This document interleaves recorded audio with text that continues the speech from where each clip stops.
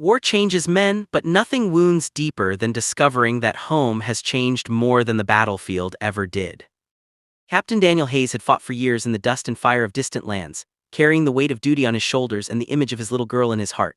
Every bullet he dodged, every sleepless night in the trenches, every scar he earned was made bearable by the thought of returning home to the warm embrace of his only child, Emily. She was the reason he survived when others gave up. He had promised her before he left, "Daddy will be back, and when I come home, everything will be better." But promises made in the safety of a child's bedroom are far easier to keep than those written by fate. Daniel's wife Sarah had passed away just 2 years after Emily was born. He had remarried later, hoping Emily would gain the motherly care she desperately needed. Her stepmother, Clara, seemed kind at first, gentle smiles, sweet words, and a warmth that convinced Daniel his daughter would be safe while he served. He believed he had left Emily in loving hands. But reality was crueler than any war Daniel had ever fought. The day he returned, Daniel's heart pounded with anticipation. His uniform was still neat, though worn from years of battle. His frame was broader, his face rugged, but his heart beat with the same excitement it had the first time he held Emily in his arms.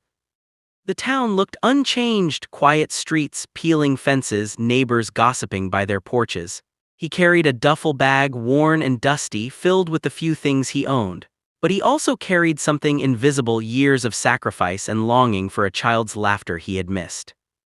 Every step closer to home felt like a victory march. He imagined Emily running into his arms, her little face lighting up with joy. He imagined her voice, high, sweet, filled with innocence, calling him Daddy after so long. But life had prepared him for ambushes. He just never expected one at home. The house he had worked hard to buy looked lifeless. The curtains hung dull and heavy, the front garden once filled with flowers had turned into a patch of weeds. He knocked on the door, no answer. He knocked again, still silence. Finally, he tried the door and it creaked open. Inside, the air felt stale, dust coated the shelves and the scent of neglect hung in every corner. "Clara," he called. No response. Then his heart began to race, not with excitement but with worry. "Emily, baby girl, it's Daddy." Only silence answered him. Daniel stepped into Emily's bedroom. The little bed was stripped bare, with only a thin, dirty sheet tossed carelessly across it.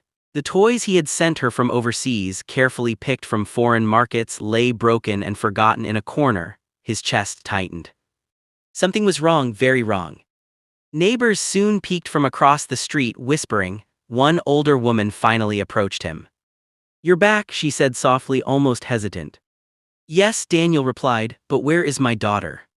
The woman's eyes dropped. "We tried to help when we could, but Clara, she didn't treat the girl right. She left her most days, sent her to work on the farms or begged from neighbors for scraps." Daniel's face paled. "What do you mean? Emily is only 8. The neighbor's lips trembled. "Your little girl, she's been living like no child should. You need to see for yourself."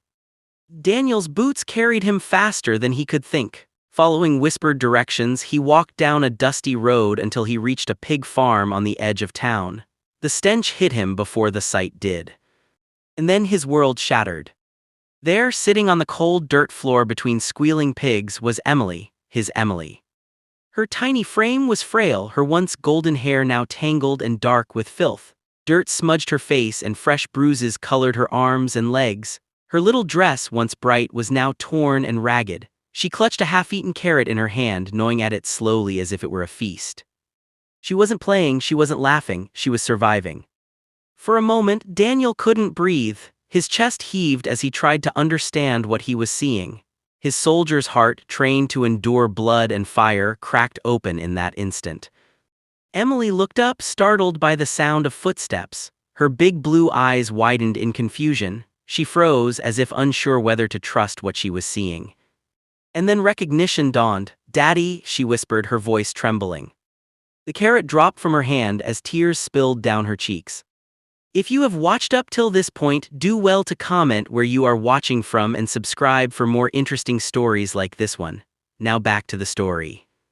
Daniel staggered forward. He had imagined many homecomings, but never this. He fell to his knees in the dirt before her, pulling her fragile body into his arms. She was light, far too light, like a bird with broken wings. "My baby, oh God, my baby girl," he choked, his voice breaking into sobs.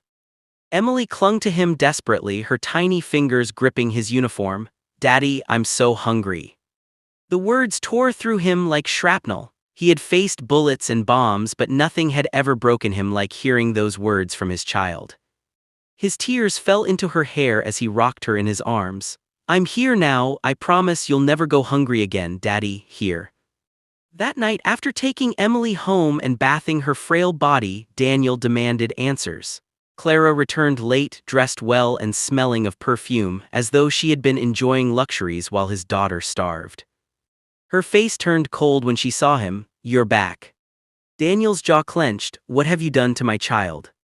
Clara shrugged. "She's not my responsibility, she's yours. I never asked for a burden like her. Do you know how hard it is to care for someone else's brat?" The words ignited a fury Daniel had never felt before, not even on the battlefield. He stepped closer, his voice low and trembling with rage. "She is not a burden, she is my daughter, and you left her to starve while you lived in comfort." Clara rolled her eyes. "I did what I could. If you didn't want her to suffer, you shouldn't have left." Daniel's hand curled into a fist at his side, but he forced himself to control it. He had faced enemies across oceans, but never had he stood before someone so heartless. "You will leave this house tonight," he said firmly, "and you will never come near my daughter again." Clara sneered, but Daniel didn't care. His battle now was not with her, it was with time, with healing, with giving Emily back the childhood she had been robbed of. That night, as Emily lay in bed after eating her first warm meal in months, she turned to her father with wide, searching eyes. "Daddy," she whispered, "are you going to leave again?" The question stabbed at his heart. He sat beside her, brushing her damp hair from her forehead. "No, sweetheart, never again. I promise you I'm here to stay. From now on, it's just you and me." Emily gave a tiny nod, her lips curving into the faintest smile before her eyes drifted shut. For the first time in years, Daniel felt the weight of war lift, not because the battles were over, but because he had found the reason to fight for peace. But peace would not come easily. The scars of neglect ran deep, and Daniel knew rebuilding Emily's trust and health would take time. He had faced battlefields where survival was uncertain, but now he faced the greatest mission of his life: to restore his daughter's broken childhood and to protect her from a world that had already stolen too much. And he was ready. Home was no longer the house Daniel had once bought with pride. The peeling walls, the empty cupboards, and the broken silence echoed with years of neglect. Yet as he watched Emily sleep that first night, curled tightly beneath a blanket as though afraid it would be taken away, Daniel realized something. Home wasn't a place anymore. It was her.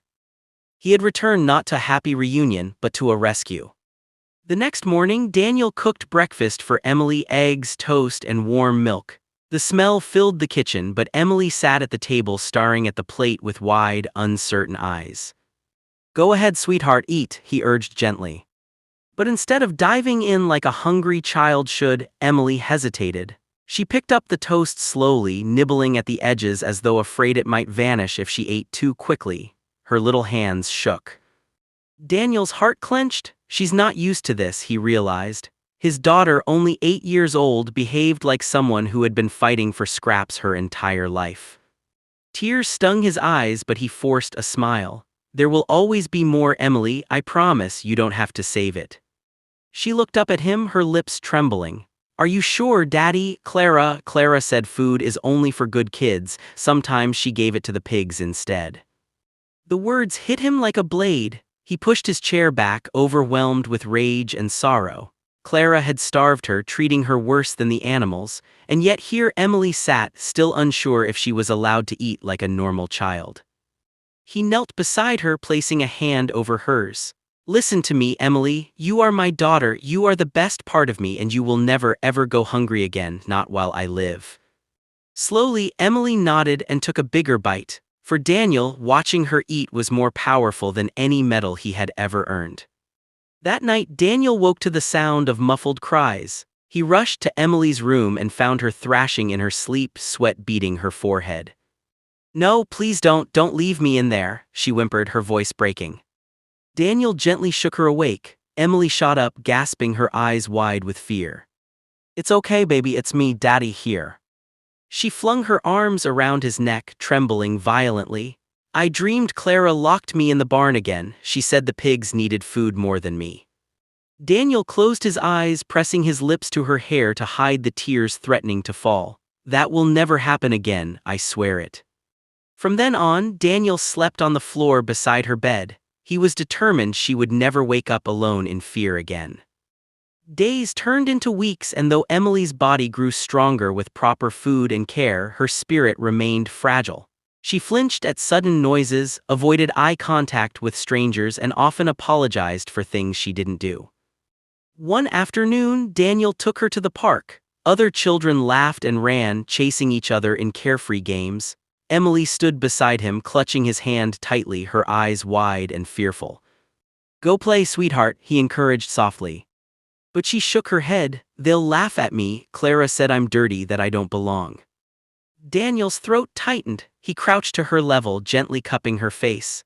"Emily, listen to me. You are not dirty. You are beautiful, smart, and kind, and you belong anywhere you want to be. Don't let her words live in your heart." Still, Emily refused to join the children that day, and Daniel realized healing would not come in a moment. It would be a slow battle, one that required patience and unconditional love. Meanwhile, whispers about Clara spread through the town. Neighbors who had seen the way Emily was treated finally began speaking up. Some admitted they had offered the girl food in secret, while others confessed they looked away out of fear of Clara's temper. Daniel wanted justice. He had fought for his country, now he wanted to fight for his daughter. He visited the local authorities, presenting evidence of neglect and abuse. Witnesses came forward and Clara was summoned. But Clara was unapologetic. "I didn't sign up to raise another woman's child," she sneered before the judge. If he wanted her cared for, he should have stayed home instead of playing soldier. Daniel's fists tightened, but he remained calm. Justice wasn't about rage, it was about protection. When the court ruled Clara unfit to be near Emily ever again, Daniel finally felt a weight lift. Emily was safe. With Clara gone, Daniel poured himself into being both father and mother to Emily. He braided her hair clumsily, burned pancakes on Sundays, and helped her with schoolwork she had fallen behind in. At night, he told her stories not of war but of bravery, kindness, and hope. Slowly, Emily began to smile again. One evening, she crawled into his lap and whispered, "Daddy, do you still love Mommy, my real mommy?" Daniel's eyes softened. "Always, sweetheart, she's in heaven watching over you every day, and I know she's so proud of you." Emily rested her head on his chest. "Do you think she knows how bad Clara was to me?" Daniel's throat tightened. "She knows everything, baby, but she also knows you're safe now, and she knows how strong you are." For the first time, Emily smiled without hesitation. Though things were improving, Daniel knew scars lingered. Emily's nightmares returned some nights, and sometimes she still hid food under her pillow, afraid it might not be there tomorrow. So Daniel made it his mission not just to provide but to heal. He took her to counseling, spoke with teachers, and gently guided her into friendships. Each small victory, her first laugh on the playground, her first confident answer in class, her first night sleeping without waking in terror, was a triumph greater than any Medal of Honor. But beneath the victories lay a deeper fear. What if his years away had cost her more than he could ever give back? What if the neglect had carved wounds that love alone could not heal? At times, doubt consumed him, but whenever Emily slipped her small hand into his, Daniel found strength. For her, he would fight any battle, even against time itself. One rainy evening, Daniel found Emily sitting by the window, watching droplets race down the glass. She turned to him suddenly and asked, "Daddy, if you have to go back to the army, will you leave me again?" The question broke him. He knelt beside her, his hands trembling as he held hers. "Sweetheart, I won't leave you, not ever again. My place is here with you." She studied his face for a long moment, then whispered, "Promise." Daniel pressed her hand against his chest. "Promise, this is where I belong." For the first time, Emily leaned into him without fear. The soldier who had faced countless battles finally understood that this was his greatest one, and he was winning not with weapons but with love. But the road was not over. Healing had begun, but challenges still lay ahead. Emily's fragile spirit needed more than safety. It needed to rediscover joy, dreams, and the belief that life could be beautiful again. And for Daniel, the greatest test was yet to come. proving not only that he could protect his daughter but that he could give her the future she deserved. The storm of neglect had passed, but healing was never instant. Like broken bones, trust and innocence took time to mend, and though Emily's laughter slowly returned, the shadow of her pain lingered, flickering like ghosts in her eyes.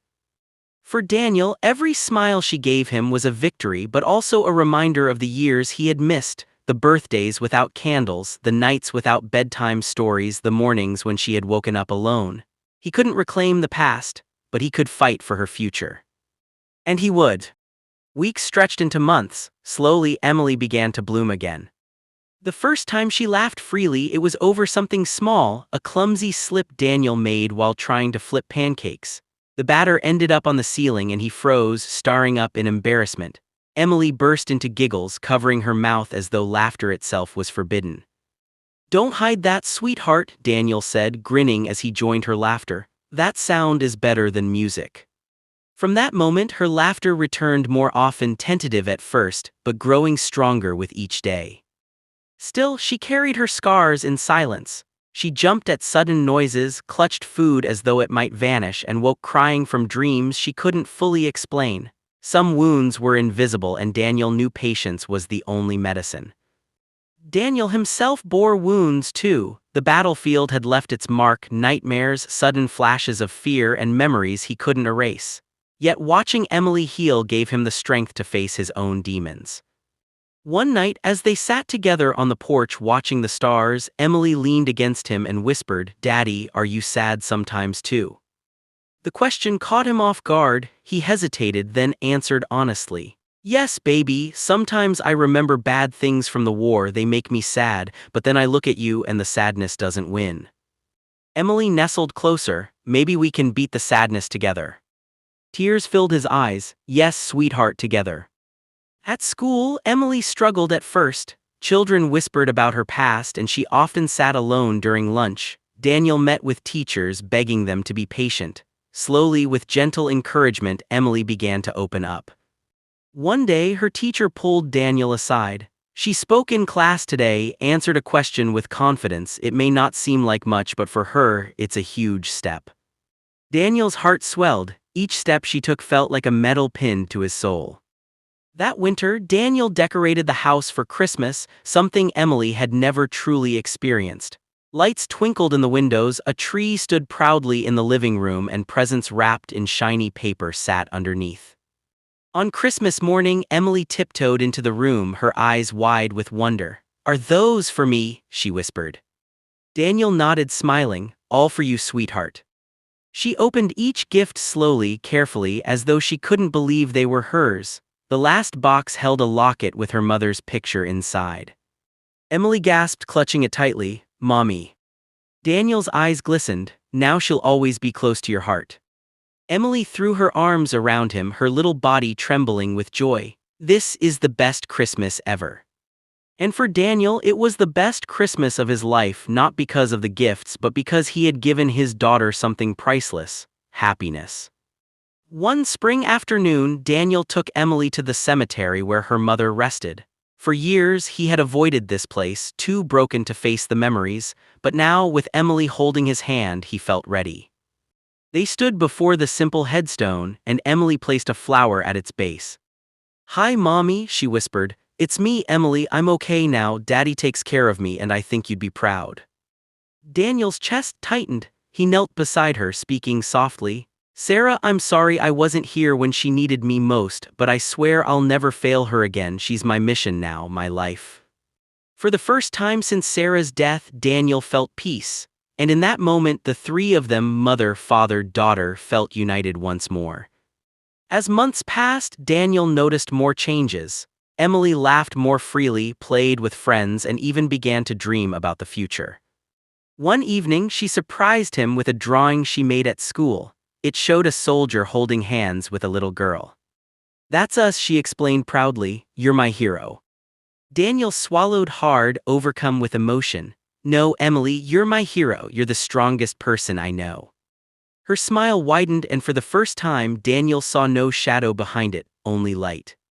The scars of neglect would never fully vanish, but they no longer defined Emily. She had transformed from a broken, hungry child in a pigsty into a bright, hopeful girl with dreams bigger than the sky.